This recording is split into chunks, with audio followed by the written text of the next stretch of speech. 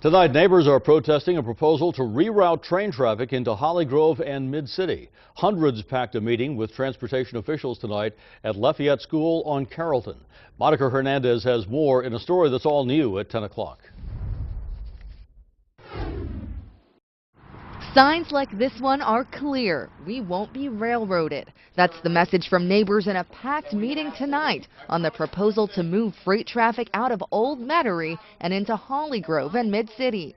Oppose the rerouting. There's been a push to move rail traffic out of Jefferson Parish for decades.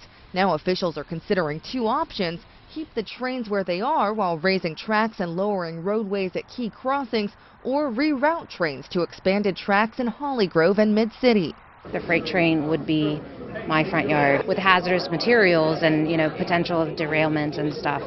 I would have to consider moving and potentially selling my home. Trains would be rerouted from a higher income, predominantly white neighborhood to a lower income, predominantly black neighborhood.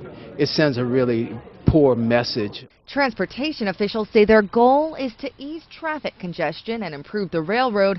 They're in the early stages of studying all options and say public comment is an important part of the process.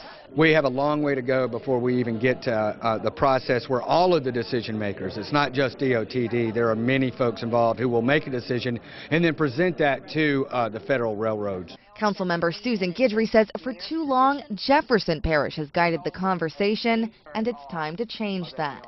This can't happen if New Orleans says it's not going to happen. So far, over 1,000 people have signed a petition against the rerouting. Officials plan to make a final decision by the summer of 2015.